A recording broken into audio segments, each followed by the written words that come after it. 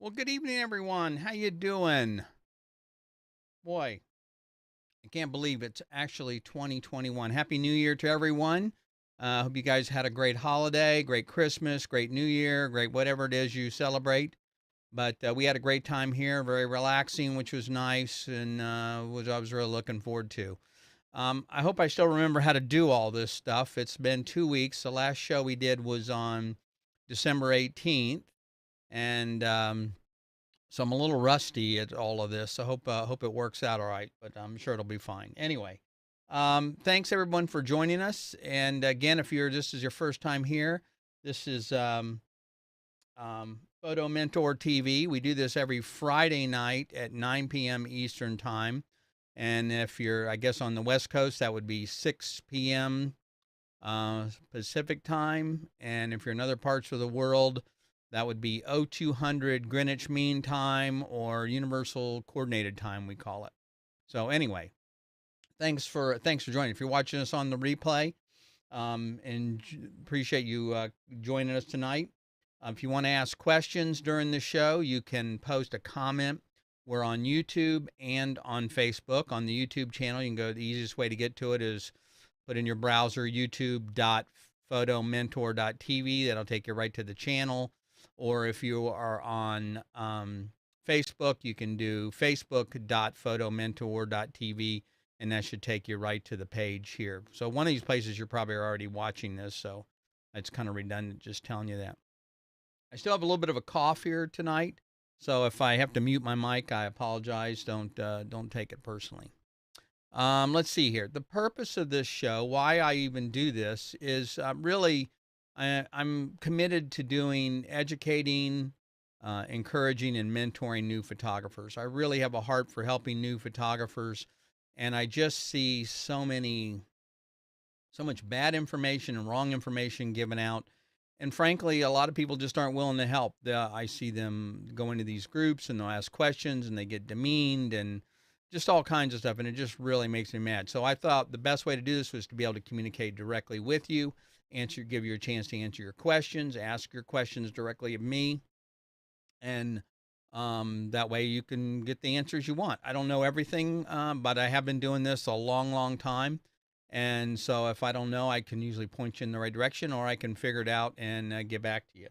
If you are watching on the replay and you want to submit a question for next week's show, or to just directly, you can, again, I'll put that up one more time. You can send an email to help@photomentor.tv, and just put that in there, and that way I'll be able to reply directly to you. So anyway, let's see here. What else did I want to tell you guys? A lot going on. I got a lot of plans for 2021. I've already started on them.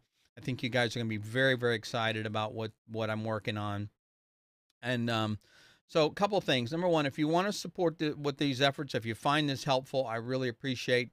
There are a couple of simple things. Number one, just share the page. If you're on Facebook, share this to your friends, like the page. And if you're on YouTube, you can do the same thing, subscribe and share this to somebody else. That makes a big difference. If you let other people aware of what's going on, your friends that are photographers or things like that want to grow. I don't care even if you're an iPhone photographer. You don't have to be a pro photographer aficionado and that kind of stuff, or even an advanced amateur. I'm really more interested in helping new photographers that are trying to get started and give them a leg up and get them.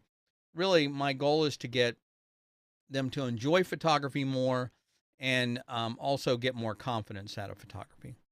So, also, now we've been running this a while. I haven't really publicized it, but there's also a photo mentor group that you can join. I don't have the URL here. But the group is, if you go to Facebook and you go into the search section on the left-hand side there, and you search groups, just type in Photo Mentor TV, all one word, and you'll find the group. Now, let me warn you, this group is a little different than most groups. Number one, it's meant for new photographers. Okay, not that anyone else can't join. That's not the point.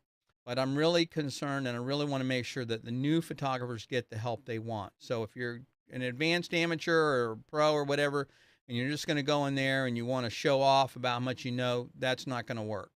So you've got to be in there. You got to be courteous and help people. I want people that are patient and willing to help other photographers. The second thing that's why it's different is I'm also posting content in there that I don't post on the photomentor.tv public webpage or Facebook page. So I'm going to be posting some new stuff in there, probably, hopefully next week. I'm also going to be doing a whole series of tutorials that I've got lined up. Those will only be available in the group. And I'm also going to be doing some interviews with, I know a lot of people in the industry that I think you guys would enjoy listening to and asking questions of. So I'm also going to be doing some interviews. So that Facebook group's a little different than the other Facebook groups that you may be a member of. And if you don't have a problem with that and you really want to learn, then that's a great place. So just go to Photo Mentor TV in the groups, search that on the groups section and send in a request, fill out the form, and we'll add you to the list. Okay. Again, I already mentioned how you can ask questions tonight. Tell you again, just put a Q and maybe a colon or something in front of the question, and it'll show up on my screen. I've already got a couple of questions here. I'm going to take one from my buddy Christian, who happens to be watching tonight. Hey, Christian, nice to have you join us. And I'll take that in a minute. And then we're also tonight, we're doing photo reviews. Now, photo reviews are something that I do the first Friday of the month. Well, last Friday was obviously New Year's, and so I wasn't here. And so I thought I didn't want to skip this. So I thought what we'd do is we do this week. So I'm going to do first Friday photo reviews on the second Friday, which is tonight. So we're going to do that a little later in the show. I've got a lot of great submissions. I think you guys are going to enjoy this. And so if you're interested in participating in this in the future, I'll tell you how you can do that. Just you can submit those up to 3 images per month, to be reviewed. All the reviews are anonymous, by the way. So I don't put, I mean, I'll know who you are, but I don't put anybody's name or information. In fact, that means you cannot submit a photo with a watermark on it. That will not be allowed. I'm sorry, because I want to keep this anonymous. Now, why is it anonymous?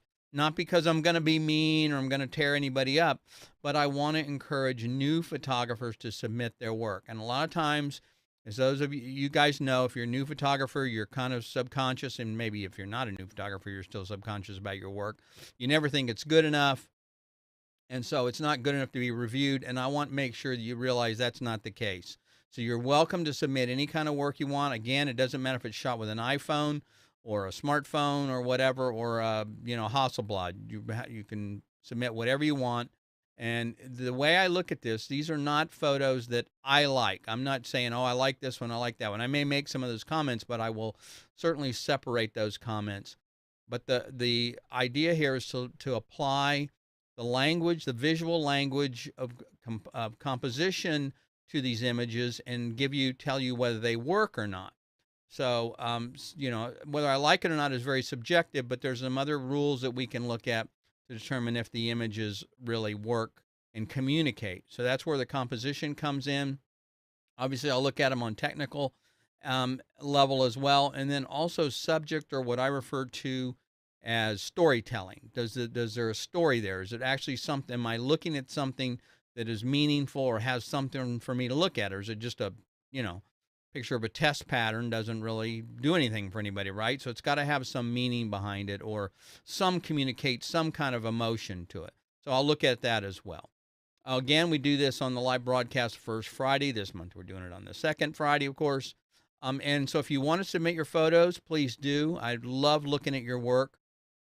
And so email your photo to help@photomentor.tv.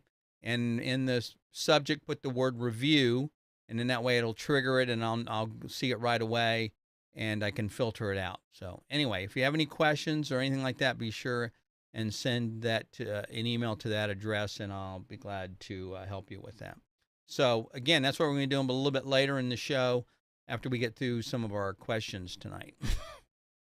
Let's see, what else? Oh, okay. The big news, I think it's big for me, is that I did a questionnaire, or not a I asked a question. What is the number one thing that you struggle with as a new photographer?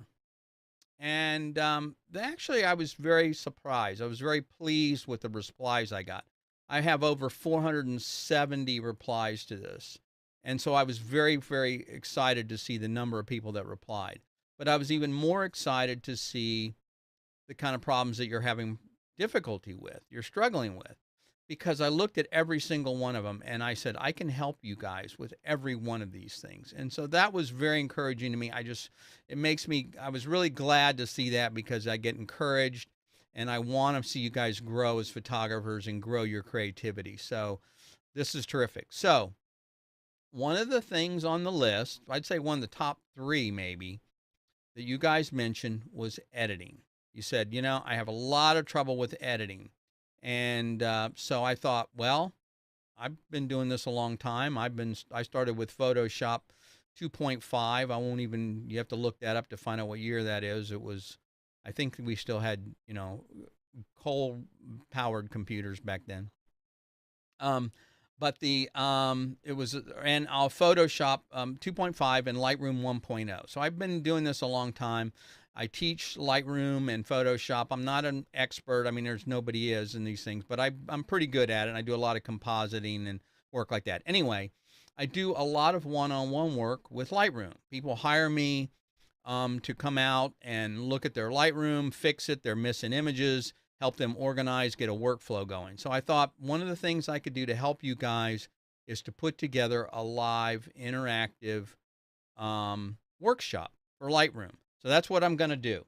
So we're going to do that this month. Now it's going to be on what I'm going to do is on the third week of this month, which would normally be, we do a show on January 29th. I'm going to replace that show with the free Lightroom workshop. Now, this is a little different. So keep in mind, now listen up, this is important.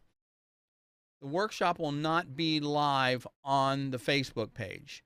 You will not be able to access it. You will not be able to see it.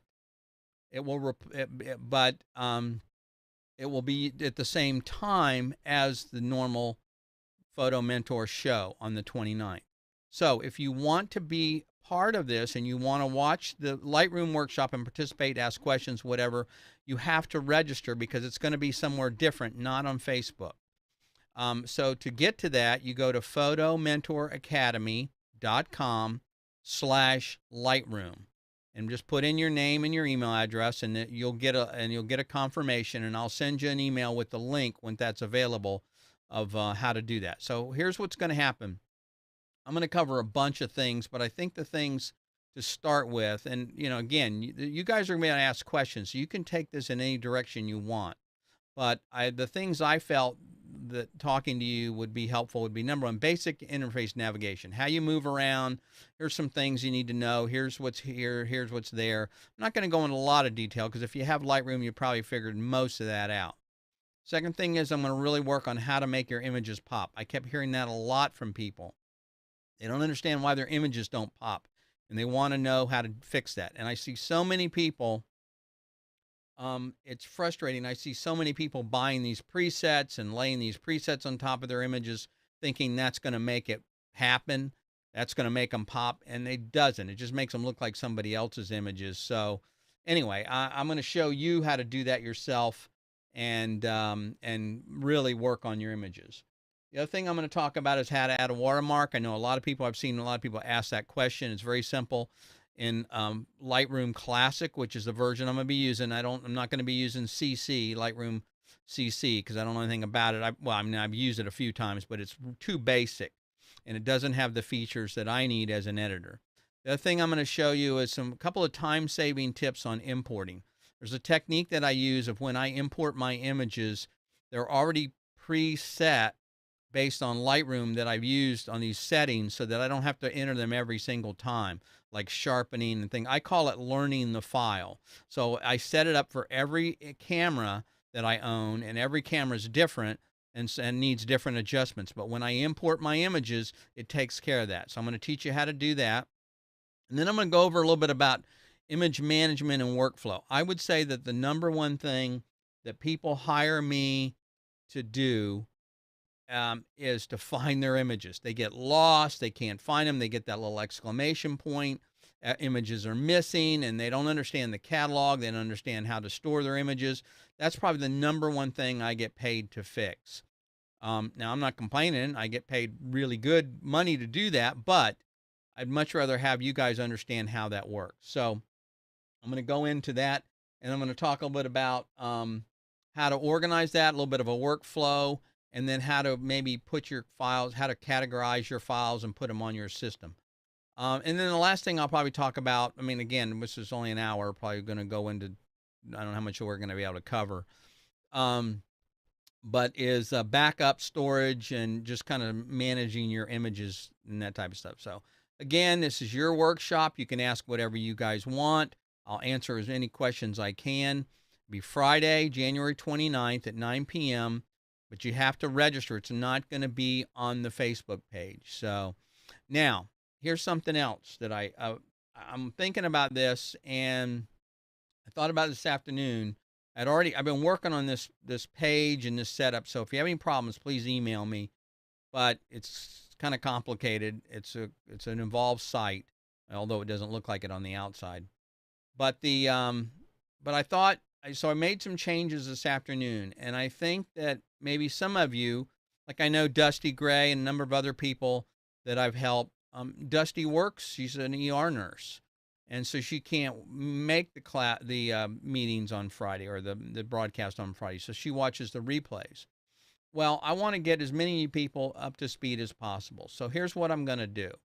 I'm either going to replay. If you can't make it on Friday, I'm going to either replay it on Saturday, or I will do it live again on Saturday, probably at 2 p.m.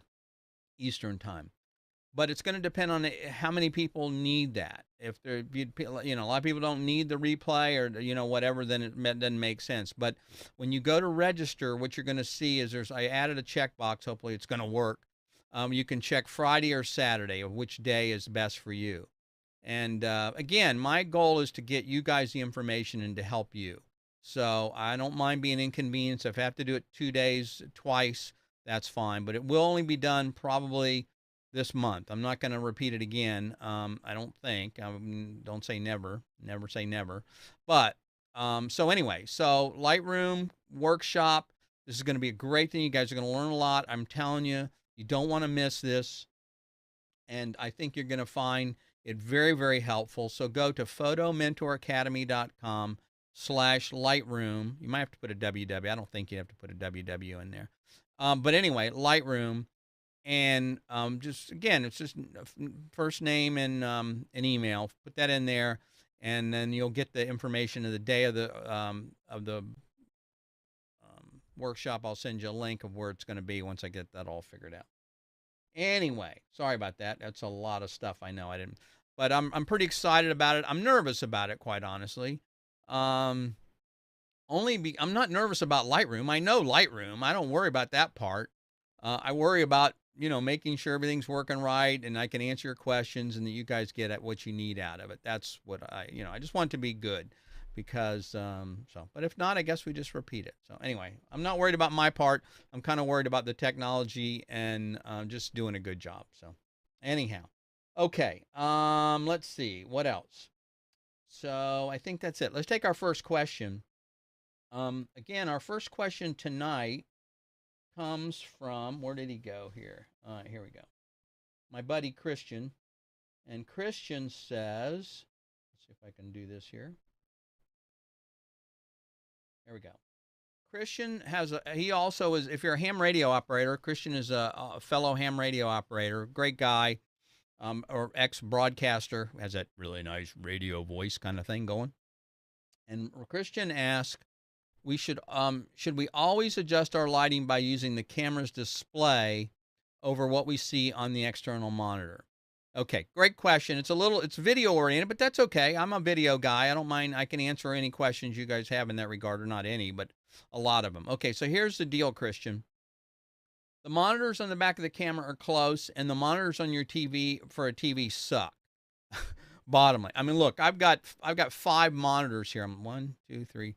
or 5 monitors I'm looking at. Some of them are close to being the same, but the TV is definitely not.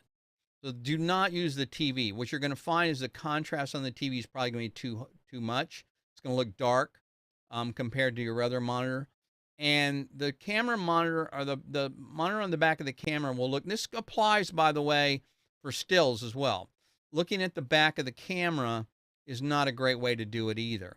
So what I recommend in video, there's scopes you can use. Now in still photography, we use something called a histogram, which I should be able to pull that up and show you what one looks like.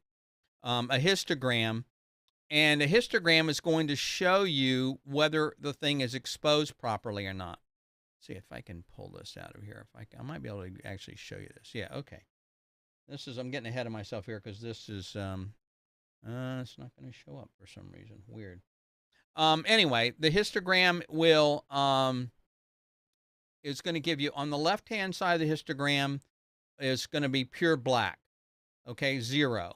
And on the far right, it's 255, meaning there's no detail on either side. There's no detail in the blacks, and there's no details in the whites. So what you want to do is you want to adjust the settings so that histogram is somewhat in the middle. Now, being that I go overboard on almost everything, of course. So what I use to do this, and I just set this up because I've got a bunch of new setup here I'm using tonight, of course. So they make something called a chart, and this chart is what I use to set up my colors and to set up my white balance. So this in the middle here, this gray should be about 128. If you want, you can get a gray card. This is a white balance. I think this is a little lighter, so not 128. But this middle one should be 128 on that histogram. So if you take and you take that, get a gray card, 18% gray card, and hold that up in front of it and take a picture of it, and look at that on the histogram on the back of the camera. That should be right out in the middle, very close to being in the middle. Now, if you're talking about color, that's a whole nother ball game, and it gets more complicated, but you can still use a card like that to do white balance, and I can show you how to do that as well, and we can get together and I can fix that for you. But getting the color set is also another big issue. So anyway, I hope that helps. Sorry about that. Okay. So Allie asked a question. Let's add her name. How important is it to commit the photography triangle to memory? What she's talking about is the exposure triangle.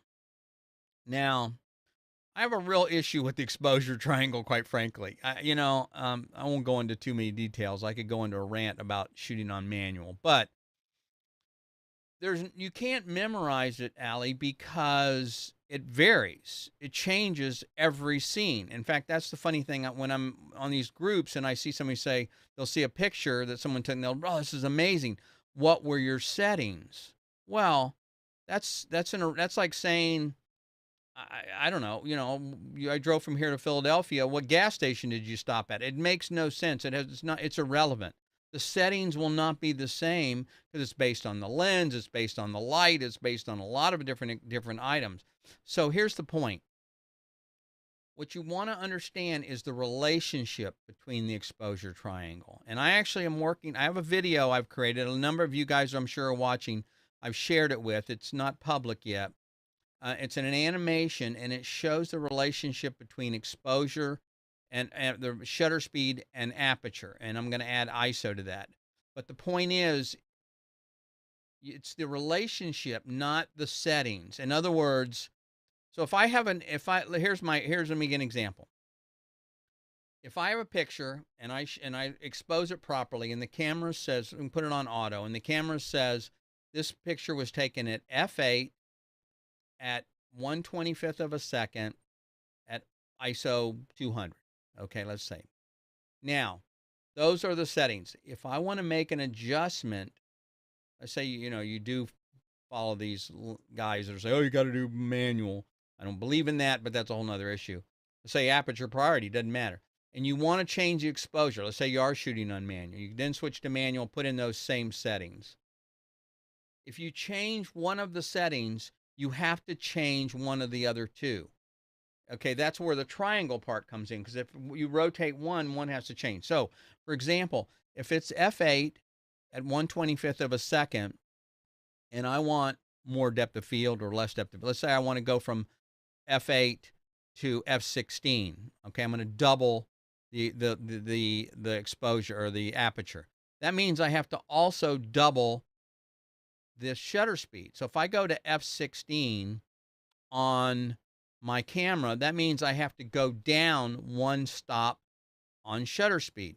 So if I'm at 1/25th, it means I have to go down to 1/60th of a second. That's going to be one stop difference. Otherwise, the picture is going to be one stop underexposed. It'll be too dark.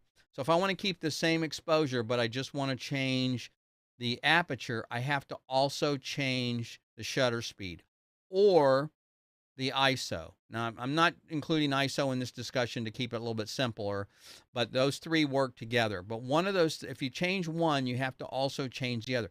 That's why I recommend shooting on aperture priority most of the time. I shoot on aperture priority, and most of the fellow pros I know also shoot on aperture priority. Why? Now, there's times you shoot on manual. Why? Because I'm trying to determine my depth of field. That's my creative tool I want to know about. So if I shoot on 2.8, let the camera figure out what the shutter speed needs to be. Now I'm going to look at that. If it looks like it's too slow, then I'm going to have to up my ISO. But that's the same thing if you're shooting on manual. But the point is, why have to monkey with all three of those? Let the camera pick at least one of those and make that adjustment for me. So aperture priority is what I recommend most of the time, but it's going to depend on this situation. Anyway, Allie, I apologize. I hope I didn't go too far off the deep end for you on that. So no, you do. The short answer is no. You don't have to commit it to memory, but you have to understand there's a relationship there, one-to-one relationship. If you change one of the settings, you have to change the other settings, or let the camera change that settings. Okay, Aaron. Aaron says, let's see what Aaron has to say here. Aaron asked a question. What camera would you recommend for a beginner, and what equipment is vital to have? Great question, Aaron. Thanks for asking that. Well, first of all, the camera is not as important as you might think. I know that we're obsessed with equipment in this business, and all the manufacturers say you got to have mirrorless, or you got to have this, or you got to have that. And I'm sure you've asked this question. If you haven't asked this question in one of the Facebook groups, look out, because I can tell you what's going to happen already. I can tell you the recommendations you're going to get, and what's going to happen. You're either going to get slammed for asking this question, or they're going to say, go to a store and talk to them. Anyway, here's the answer. It depends on what you're going to shoot. Okay. You know, it's interesting. I don't want to get off track, but I'm actually working on a free document on how to buy a camera, and it's going to include this, but I keep getting delayed. But anyhow, and I want to get to the reviews tonight, but that's okay. So the first thing you got to ask yourself is, what kind of camera do I need? Meaning, what kind of stuff do I shoot? So if you said to me, hey, Lee, I'm a beginner, I'm looking for a camera, what should I? Well, then any camera would work. Your iPhone, I like the Nikon D3500. The other one is if you're a Canon person, you like the Canon. The T7i is also a great camera, or T7. Either one of those are pretty comparable. Those are great cameras. You can't go wrong. See, the thing is, nowadays the cameras are so good that there are really no bad cameras, only bad photographers. And that's the problem. So anyway, so the second thing you need to look at is your budget. But the thing is, if you went back and you said, oh, okay, well, I want to shoot my family portraits, headshots, things like that, then any camera is going to work. There's really not a criteria. But if you said, oh, I'm a sports photographer, or I want to be a sports photographer, or my son or daughter or whatever plays sports and I want to photograph them, that's a different requirement, because then there's some slightly different needs there. For example, you might need a camera with a little bit faster frame rate. So instead of 3 or 4 or 5 frames per second, you might need 7 or 8 or 9 frames per second. That would be one thing. You may also need a camera with a little bit better low light performance, because, you know, high school sports, these places are played in dungeons. I used to be a professional sports photographer, and so if I had to shoot in a gym, these places are dark. They look like they're well lit, but they're not. They're dark. Um, and so a low light camera would be very helpful there. The third thing is I will go back and tell you exactly what I was saying before, in that you really should look at the cameras. So don't make a decision, but go. It doesn't matter. Find a local camera store, find one in a city you're in or whatever. Go to Best Buy, Walmart, even. I mean, they have some cameras there. And what you're looking for is not so much the camera. You want to look at the interface. So look at the Canon in the Nikon, for example. So look at the Nikon, look how it works, ask some questions about how do I set the aperture? How do I set the ISO? Those kind of things. And get them to show you the mechanics or the menus of the system, and then play with it yourself and get a feel. Does it feel good in your hand? Because this camera's going to be an extension of what you're going to be doing. And then try the other camera, try the Canon, for example, and then see how that feels in your hand. Because what you're going to find is one is going to be appear more intuitive than the other. And so that's really the biggest thing. Honestly, you're going to have to live with this camera, and you want to make sure you're going to like the way it operates, and it's going to look. But as far as the technology, they're all really, really good. Again, it's pretty hard to buy a bad camera nowadays, unless you get a really used. I wouldn't get if you get a used one, I wouldn't get one that's more than 1 or 2 generations older. And the reason is I can tell you, every new camera that comes out has 2 features they always improve on. I don't care what camera it is. I don't care if it's a $50,000 camera, medium format camera, or a point and shoot, or even just a DSLR. The first thing you're going to notice is they tend to improve the ISO performance, the low light performance. They work on that. The second thing they typically improve is the focusing. And the third thing, which is somewhat related, is they'll put a faster processor in there, which is how they're able to actually get better low light performance. So anyway, nice. Thank you. Okay, here. I'll let you guys see what she said. Yes, it was a mess. Yeah, I understand. I can understand the question. I am in these forums all the time, in these Facebook groups, and I try to help, and I answer the questions the best I can without, but I go into some of them, and I'll see that there is 50 answers to the same question, and it's really, and I hate it because I know you're struggling. I know it's difficult. Believe me. And my joke is it's easier to buy a car than it is a camera, because it's so hard to find good information. And so, of course I can tell you what's going to, they'll say, oh, go to YouTube, and they'll give you links, and that doesn't help anybody, because if you don't know what you're looking for, how do you know what to search for? So anyway, don't get me started on that. So yeah, I can see it was a mess, and I'm sure it was a problem. So, okay. All right. So let's go to another question here. I don't want to take up too much time. We're going to not do our photo reviews. I promise. Look, I don't care how long this takes. If we have to go an hour and a half tonight, we will, to do the photo reviews. So don't worry. I'm not going to forget them. And Aaron, by the way, thanks for the question. Great question. I know it sounds simplistic, but it's one that's important to you. I mean, you want to make the right choice. But if you want, send me an email, and I'll be glad to give you more information, or friend me, or contact me on Facebook. Lee Love TV is my name on there, and you're welcome to friend me or send me a message, and I'll be glad to answer it. Okay.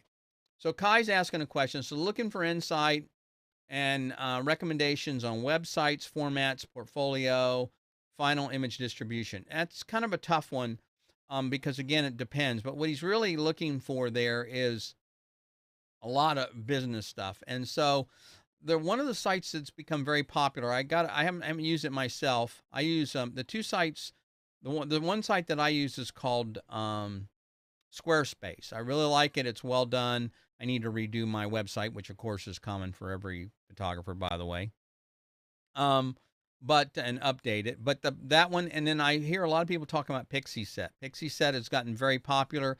It looks like it has a lot of proofing stuff on there. You can have prints done and things like that. But the trick is the final distribution is the one that most people are interested in. So let me just address a couple of the points he brings up. Portfolio, all of them do portfolio. All of them do contact information. The two important things are the About Me page, believe it or not, and the image distribution. Let me tell you about a little about the image, about the About Me page.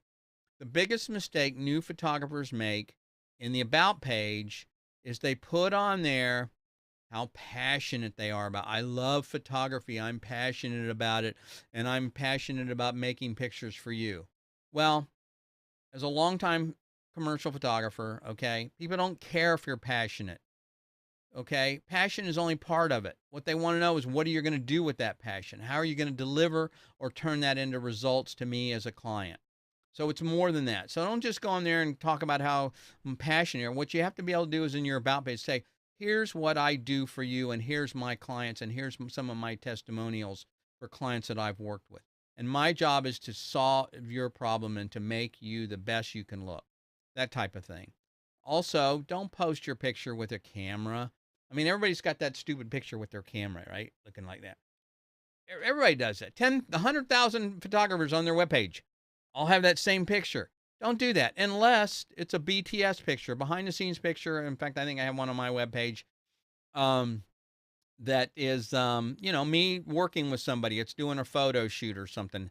I forgot what the situation is, but the point is that would be okay. But don't show your picture with a camera. It just looks geeky, and it's not about that. Let me give you one. I don't mean to get off the rails here, but let me give you one point. Photography, our job is not about photography. That's kind of the secret. Like, well, what are you talking about? We take photos. No, I understand that. Photography is just the medium which we deliver a service. People hire us for a service. They hire us to do something, to solve a problem for them.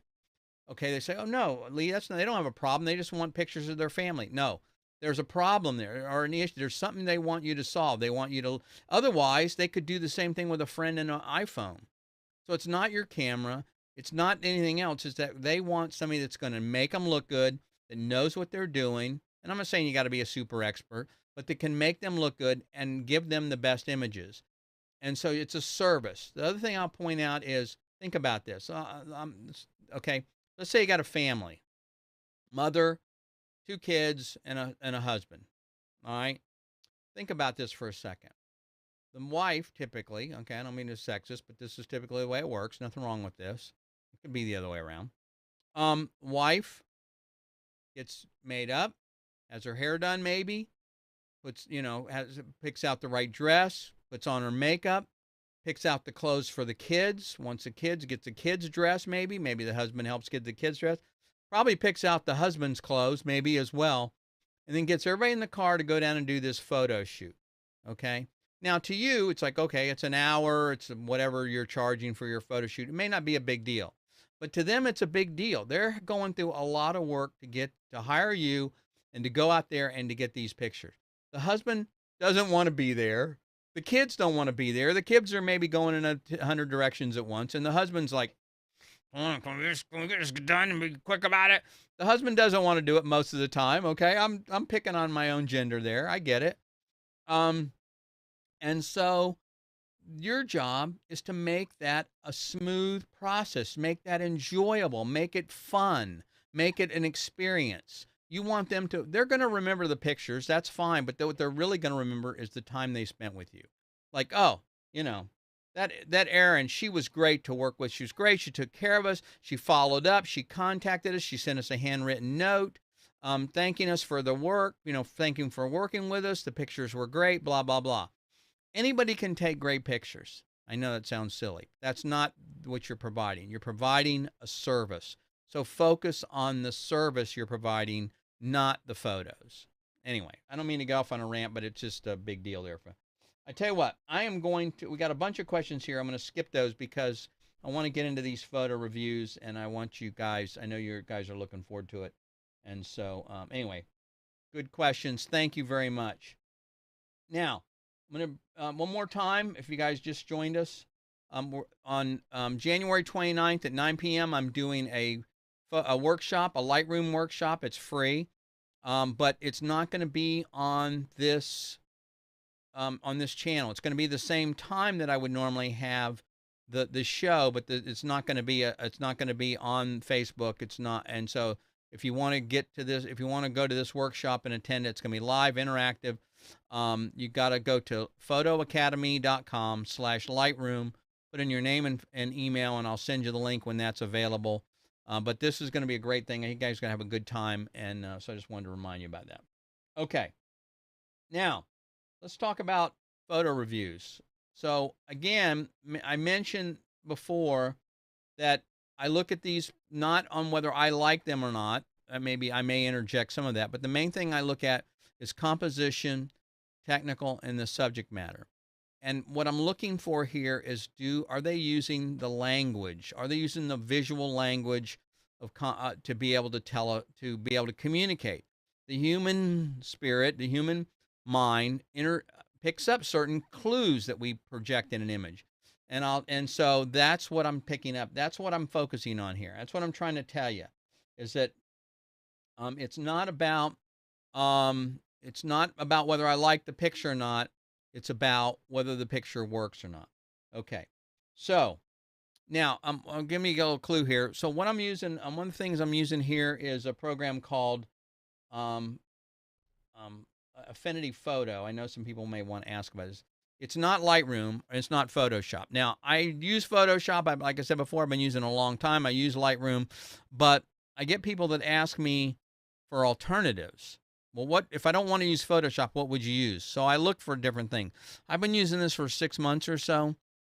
It's an amazing program. I got to tell you, it does every 99% of everything I've been able to do in Photoshop. And the other cool thing about it is that because I've been using Photoshop for so long, I don't use the menus. In fact, that's the hardest thing you'll probably see when I do the Lightroom workshop, is trying to remember where things are in the menu. I use shortcut keys because they're faster. So when I tried using this program, Affinity Photo, I said, well, let's see what happens if I try a shortcut. All the shortcuts work. I didn't have to learn anything new. That was pretty amazing. And the cool thing is the program is $49. I can't believe it's only $49. And it's fantastic. So I'm not pitching it. I don't make any money by you buying Affinity Photo, but I'm just telling you, if you're looking for an alternative to Photoshop, this would be something to consider. So I'm using this for the reviews tonight. Okay, so let's see here. I think is this the right one? Yeah, I'm pretty sure it's it. Okay. All right, so the first one, and by the way, I also do these anonymously, so I don't want to embarrass anybody, and I want to make sure, I want to encourage you guys to submit your work, even if it's done on an iPhone, like I said. So so the two things I look for, or the questions I ask, you submit your photos. I want to know, if you want to tell me what you shot it with in the camera, that's great. That may, I don't really care about that as much, but it'd be nice to know, because I can kind of then figure out whether from a technical perspective. But the other thing I want to know is how long you've been shooting, because I don't want to take a photo of somebody who's been shooting for 20 years and compare that to something else. So anyway, so this is BC, and I think BC's been shooting for less than a year. And this is the first photo that was submitted, and it looks pretty good. It's not bad. It could use some work. So composition wise, it looks pretty good. I think, it's maybe for me, one thing that's picky for me is straightening. So I want to make sure the picture is straight, and so I think it's pretty straight. I think it may be an optical illusion because of the foreground, or it could be there that the building's a little curved. So if you look there, that straightens the curve, but then that makes the horizon uneven. So anyway, but that looks pretty good. Again, you look at the rule of thirds here. We've got it's nice that they position the building over here to the left. And so it's not smack dab in the middle. And then also the horizon line is pretty good. So in other words, the mistake a lot of people make is that as they shoot a picture, they put it right in the middle. They put the horizon right in the middle. And that's not what you want to do. You want to decide, is the sky the most important thing, or is the foreground the most important thing? So on this one, You know, the composition looks pretty good. It's not too bad. Technically, it could use some work. You know, this is blown out, which is fine, but and this is a little too dark for me, you know. And as far as so, here's what happens. This is what I'm talking about. The human eye immediately goes to the brightest part of the scene. So if you can't help but look up here in the top part to see this bright sky, and then also because everything it looks like it's been toned, which is fine, little brown toning or what we used to call sepia in the days of film. I guess they still call it sepia. But that's fine. That's not. So that part, you know, from a technical perspective, let me interject, I guess, not just from a technical, from a personal perspective. From a personal perspective, I like a little more dramatic. So because the image has the same tones in it, um, it's kind of hard to figure out what's most important here. What am I supposed to be looking at? And so I don't know where my eye is supposed to look. And that's the most important thing, I think, in a photo is, am I supposed to look here? Is this at the building? There's no person or anything over here to look at. So what happens is your eye wanders around the frame, and so you're not sure what you're supposed to be looking at. So for me, what I would do if this were my photo, I would come in here and I would probably come in and I'd probably adjust some levels. I don't know why you guys can't. I have to work on this screen sharing thing. It's not working right. I would come in here and I would probably darken this up a little bit, maybe make the sky a little more dramatic. And then what I do now, I never do everything like this to the entire picture. Okay, I'm a big, you know, I do things in sections. So what I would do then is, I want to invert that, sorry. What I want to do then is I want to mask this here. I'm going to have to do this backwards, I guess. Sorry. I don't know this program as well as I'd like to. Here, let's delete the mask and add another one. I think I want to add this one. There we go. Okay.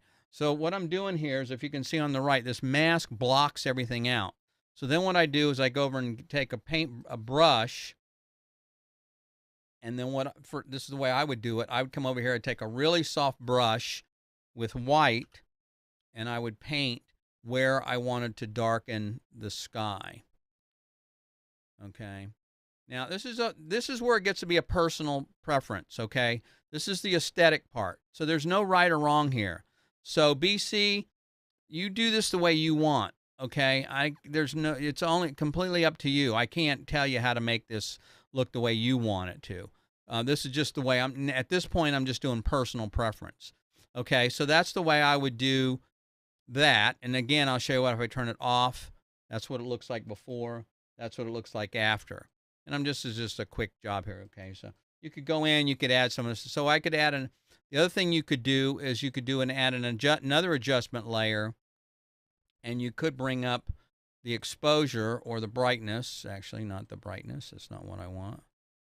You could bring up the exposure, and you could, I'll show you how this works here. Maybe a little bit like this, maybe. Okay, same thing. So I bring up the exposure. I then take and put a mask on the exposure. All right, and then I come over and I paint, make my brush a little smaller. I could paint in here and raise up the exposure on the foreground.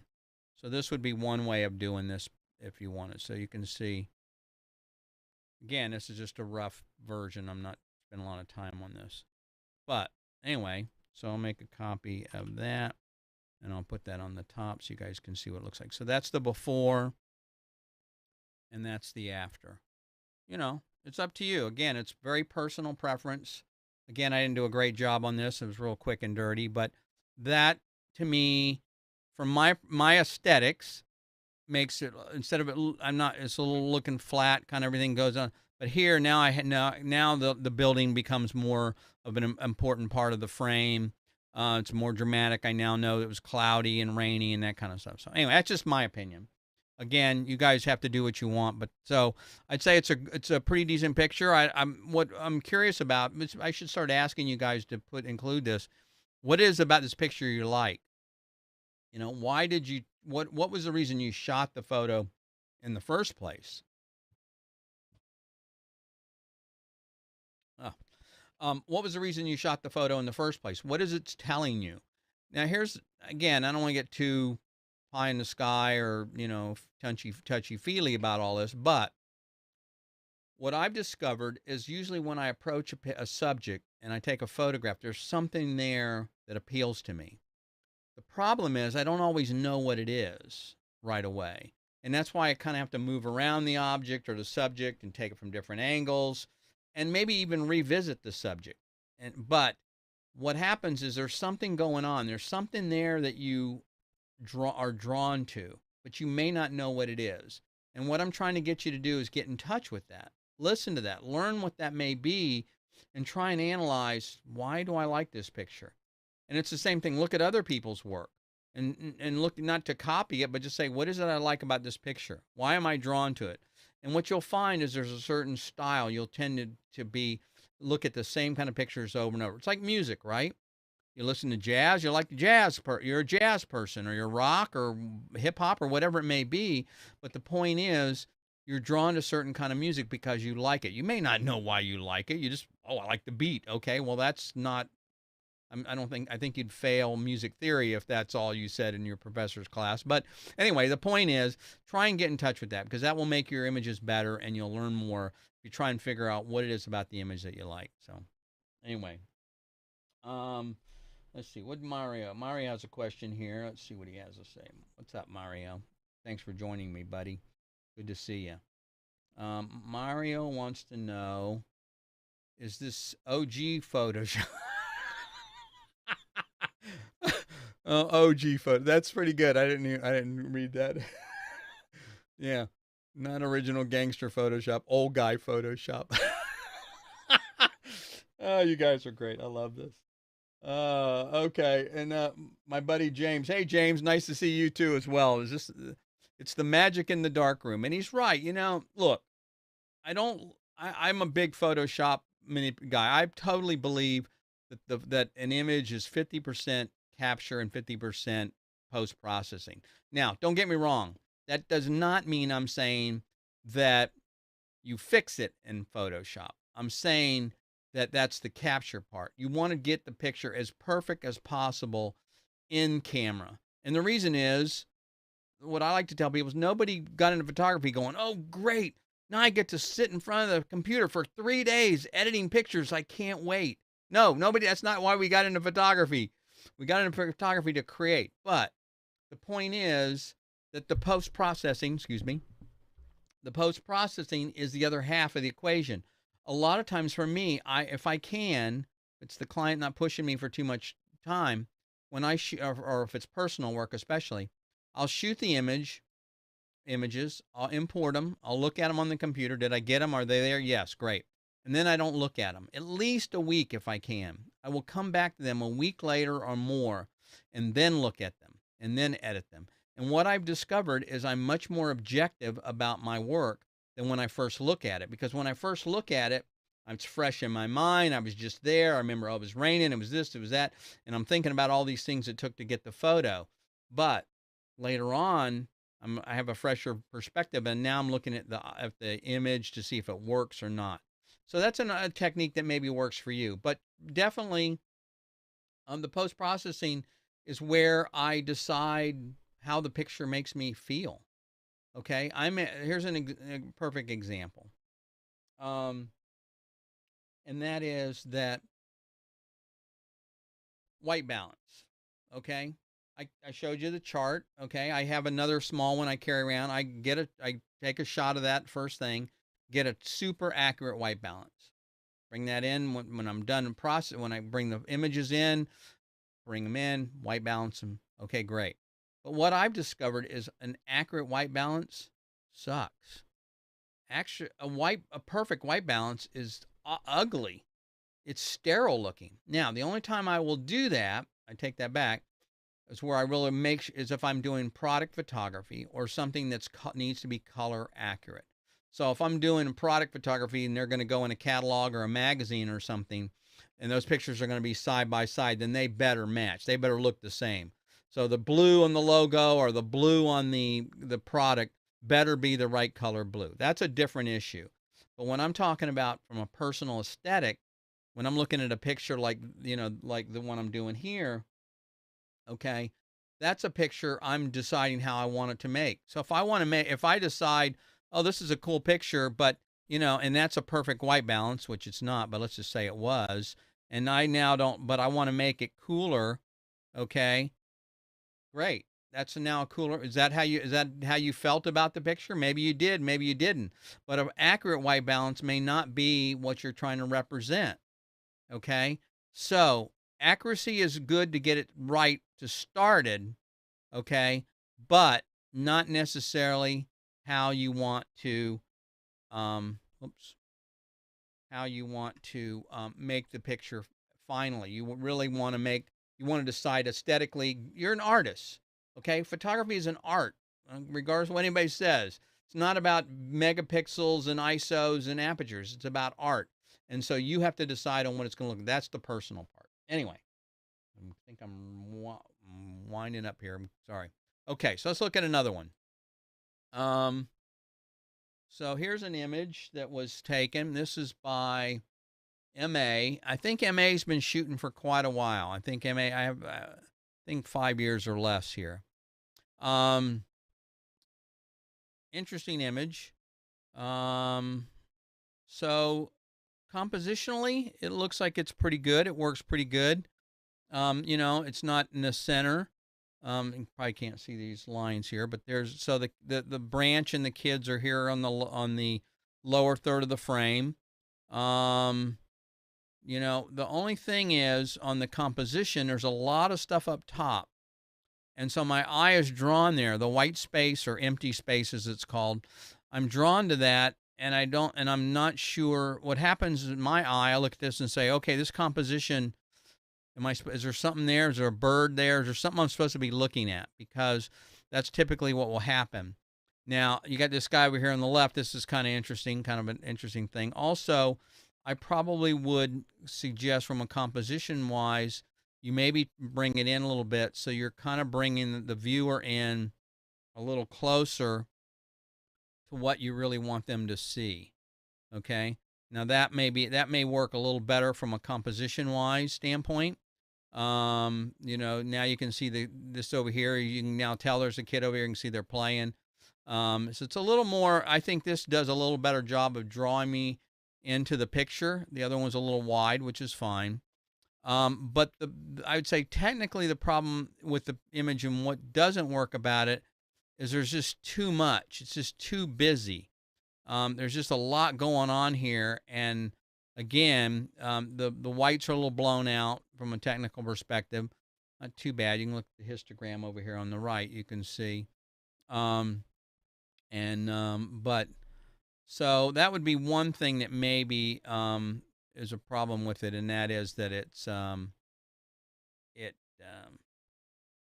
just from a standpoint of there's just too much going on. Photography has a lot to do with eliminating, by the way, so it's hard to say. It would be interesting. Let's just see what happens if we do this. We take this here and just drop this in, just take him out just for the fun of it. Let's see what this looks like. If this works any better.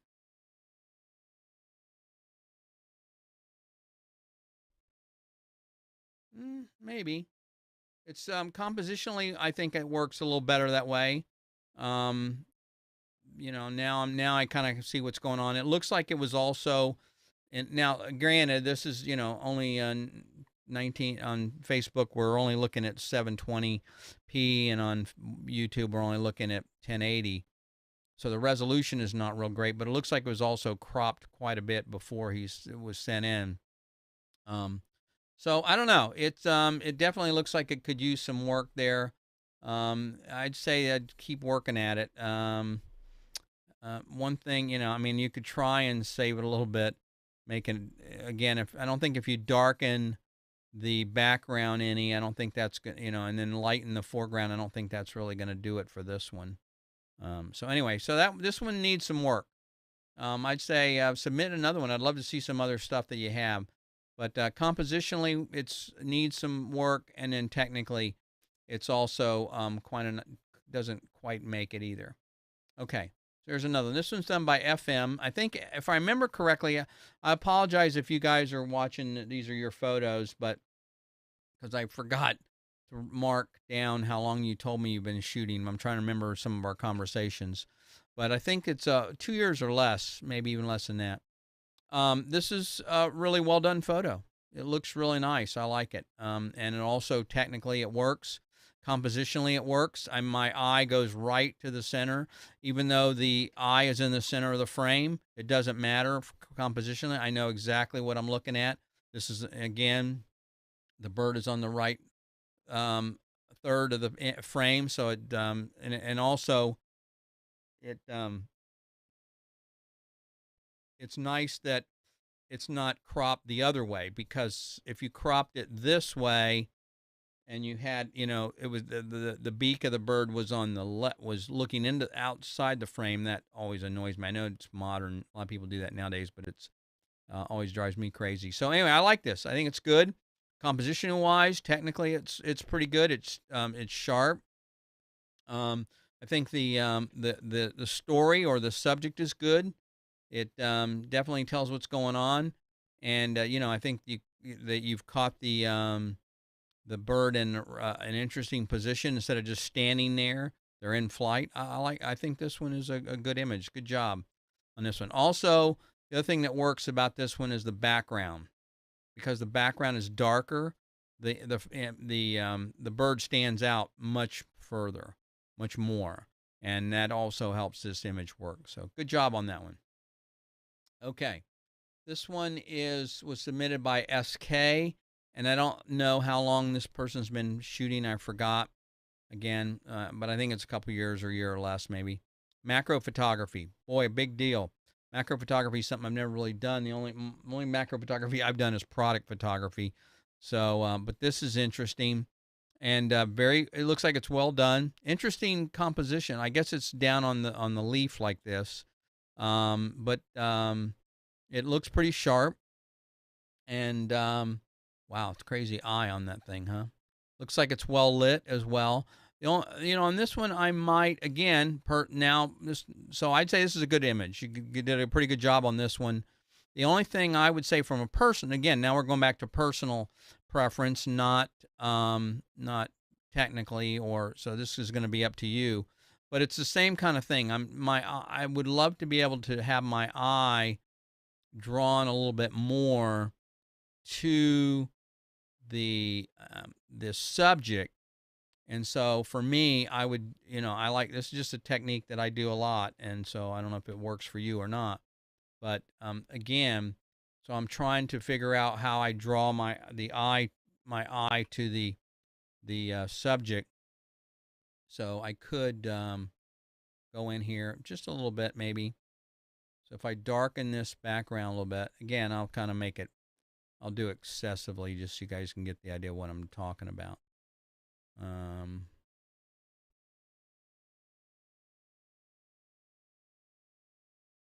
Okay, there. So again, so I could paint in here, and it makes the image a little richer. Maybe crop it a little bit. I don't know. This black at the bottom doesn't bother me. But leave the insect alone. But this would be after and before. So you see that I think the difference is, I don't know, in my opinion, it definitely makes it work. So and so let's see. Mario's got a question or a comment here. What do you got, Mario? Mario says, developing a skill set in post-processing is very important. Sometimes I shoot with the intention of knowing what adjustments I'll make in the final product. Excellent point. Excellent point. That's exactly right. Especially if you're compositing, putting two images together. You want to think this through ahead of time. And also framing. Sometimes, you can shoot to the left, you can shoot to the right, in the center, not knowing which one you're going to use, but thinking in the post processing that you may want to be able to do this. I would say a good example of that, by the way, is the first photo we looked at, and that the first photo, if this photo you could have shot 2 frames. Some people call this HDR, but you could have shot 2 frames. You could have shot 1 frame, okay, exposed for this down here at the bottom, and then another frame underexposing the sky. And then in post processing, you could put those as layers and then just mask that other one in here instead of doing it this way. And that would be an example of what Mario's talking about, where he's saying, if you think this through, and the more skills you get in doing your post processing, then you kind of can think this through. You know what to shoot, and maybe how you're going to use it when you go when you actually work with it in the computer. So good point, Mario. Thanks. Okay. All right. So here's our insect, and I think this is a good image. It's interesting. Draws my attention. There's I kind of like the fact that it's kind of going downhill. I don't know. It's interesting. It's a little different. But that would be my input as far as technical aspect. It's just kind of darken the surrounding areas. And then also, if you look I don't know if you guys can see real quickly. Let's see. Oh, helps if I bring this back up. I don't know if you guys can see real easily, but when I turn this off, the shadows kind of disappear. But if I bring this in, you see you got this shadow here. Now, it looks like it's darker on the body to me. Is that just because of the broad? Yeah, it is. Let me look at this real quick. Sorry. Yeah. So my mask wasn't done real well. It looks. You don't want, again, they want to light. You don't want the mask to. My brush is a little too big. Sorry about that. So you don't want to affect the insect. You still want them to stand out and be brighter, which should do it this way. See, yeah, that's a little better. Okay. Anyway, good job on that one. I like it. Okay, we got 3 more. Try and be quick about these. Gonna keep you guys here all night. Okay, this one was submitted by SK as well, and I don't know where this is a beautiful image though. So boy, not much to say on this one. The image looks good. Technically, it's good. I would say, again, this is something that just kind of bugs me. I don't know why. I'm kind of sensitive to it. And that is that the horizon could come up a little bit, not quite straight. And that, so that's a little better. From a composition wise, it's pretty good. You got a lot of foreground. I'm not sure if you would frame it this way or not. Again, it's a kind of a personal preference. So if you wanted to do it this way, in other words, it looks like the foreground and the sky are kind of competing a little bit, but by cropping it this way, then to me, from a composition standpoint, now I understand what I'm supposed to be looking at. The image says, okay, hey, the thing I'm looking at here is the foreground. This is and the reflection of the sky in this foreground and the smoke. That's what's the most interesting. But before, without that, it competes a little bit. So you got, I don't know, you got, in other words, the sky is taking up as much information as the bottom part, and so therefore the viewer may not know. I mean, what you want them to look at. So that's just an option. So anyway, so that's just an idea there, something to think about. So that's with the crop, and again, brought the sky down a little bit, which definitely says, okay, the foreground is the most important thing. Technically, it's very, very good. Exposure-wise, did a great job on that part of it. No problem there. Again, it's a little crooked, which kind of bugs me, but other than that, it looks good. Nice job. Way to go, SK. And SK sent me one more.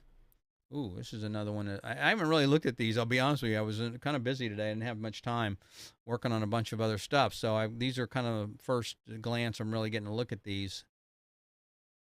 And I like this one as well. Nice, compositionally wise. Again, here's an interesting lesson in this one. Normally, you don't put things in the middle. Again,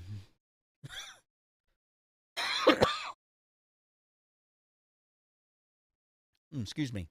Normally, you don't put things in the middle. Normally, you don't put things in the horizon in the middle. But in this one, it works. And the color is nice. It's technically very good. We got this green part going on here with the oak. I think these are oak, not oak. What am I trying to say? I know what these are. Can't think of the name of them now. I'm blank. Anyway, cypress. I think these are cypress.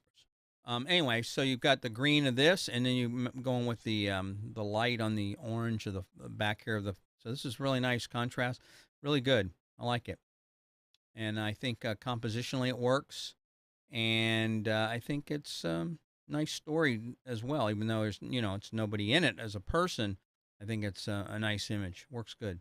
Be curious to see what it would look like if you were able to back up a little bit. I don't know if you crop this or not. If the top of this tree was able to be seen in the reflection. But again, not that important. Nice job, SK. Good job. Okay. And I'm not a landscape person. I photograph people. Okay. So this is our last image, and I left it for last. This was submitted by HJ, and HJ's been shooting about 5 years or so, and they just got a new camera, and so they're playing with it. And this is a really nice photo. I'm more lean toward photographing people, so this is my thing. So I like the composition. Definitely the composition works. The lighting is good. It needs some work. I'll talk about that in a minute. But there's some interesting stuff going on here. Story-wise, might have been kind of cool to have a pick in his hand here. I don't know. That's just me. But it looks really nice. Good job on this one. So my only suggestion on this one is a technical one, and that is that the face is a little overexposed. So if you look at the up here at the top of the histogram, I don't know if you guys can see this, and I noticed when I moved the histogram, it didn't show up on the screen for some reason. When I move it over, you guys can't see it when I do that. Weird. To figure that out. Anyway, but you can see it here. So this is the face. The lighting on the face is about right over here to the right, and technically this should be about closer to mid tone for his skin tone, almost 128, maybe a little more. So if you add a layer here, the only thing I lowered was actually it was a little more, I guess. Now I say gotta fix it. I'm gonna work on that brush. This and now if you look at the histogram, the skin tone is down here. The lighting is about right here where it should be. The only problem is I noticed that it seems like for some reason the mask it looks like I'm painted over some of the for some reason some of the guitar, and you don't want to do that. So oops, wrong brush. Yeah, so I didn't want to adjust the brush or anything on the guitar. I think the guitar was fine. Yeah, here we go. Let's lighten that back up. And in fact, you want that. You might even be able to add a little more detail in there as well. So you could come up on that. So that's bringing it down. That's why. But anyway, and then so the face is the key there. See, without the exposure adjustment on the face, it's a little overblown. It's about a stop, maybe 3/4 of a stop overexposed. Maybe this is just a little too much, actually, too low for what I'm looking at. Come up a little bit more. But anyway, the point is, what I'm trying to get you to look at here is mainly the composition and the lighting. He or she told me that they used a window that was nearby, and they put some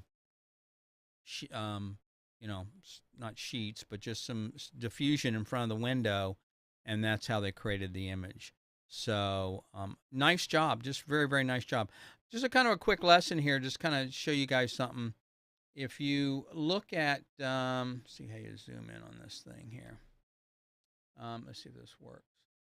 So if you zoom in, okay, what I'm trying, one of the techniques that I do quite often in looking at images, and we're going to do this. I think we're going to do this on a show sometime. I'd like for you guys to actually, I was going to mention it, submit your favorite photos, your favorite lighting photos, and then let's break them down and see how it was done. But if you look at this image, when I want to look at the lighting and examine how somebody did something, the first thing you do is, again, you look at the shadow, and you can see it's definitely lit from one side. You can see how the shadow is here.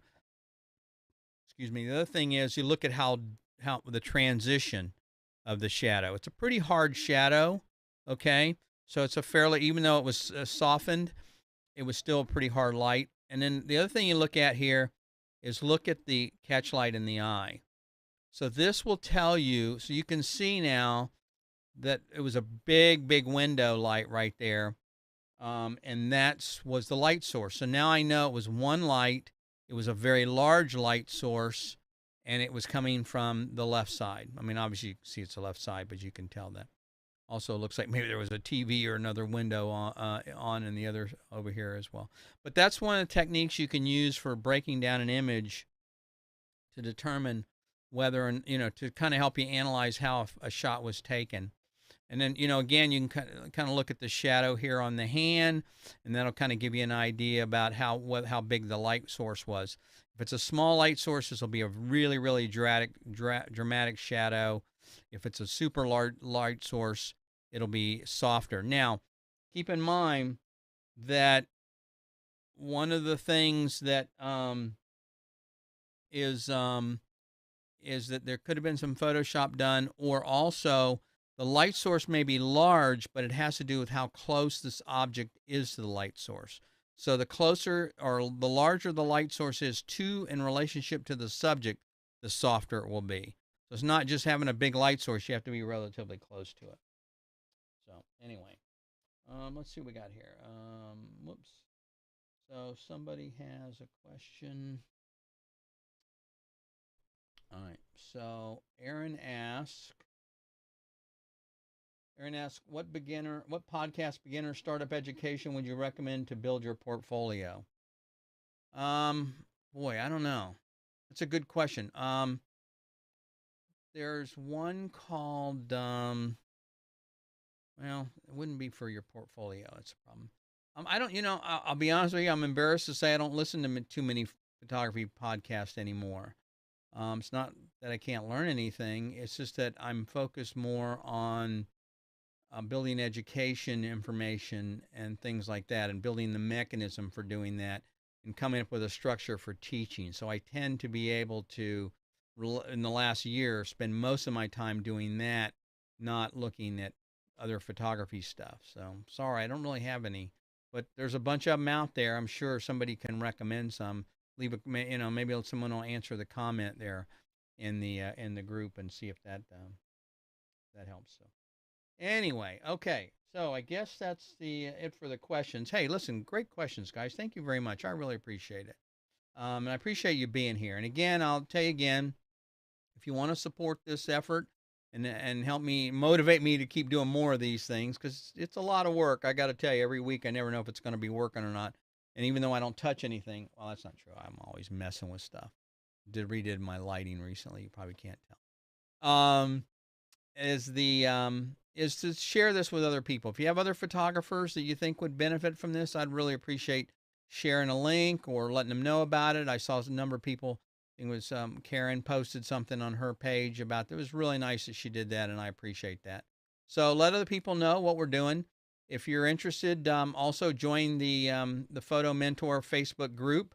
Again, it's you go into groups, and it's you can just do facebook.com/groups/Photo Mentor TV, all one word, and that'll take you to the group. You can do an invite there.